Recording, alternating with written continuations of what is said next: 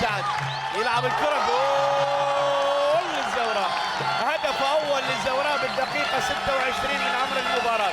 محمد سعد يسجل الهدف الأول بالدقيقة 26 من عمر المباراة. الزوراء يتقدم عن طريق ركلة جزاء بالدقيقة 26 من عمر المباراة. محمد سعد حصل على خطأ ونفذ الكرة بنفسه وأحرز هدف التقدم لفريق الزوراء بالدقيقة 26 من عمر المباراة. واحد الزوراء العراقي لا شيء التلال اليمني في لقاء الجولة الثانية للمجموعة الخامسة اللي تضم إلى جانب الناديين نادي الشرطة السوري والصفاء اللبناني في لقاء بطولة كأس الاتحاد الآسيوي.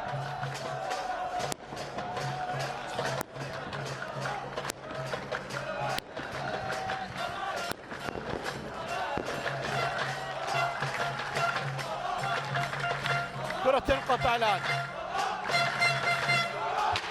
تلعب من جديد بالمنتصف إلى عمر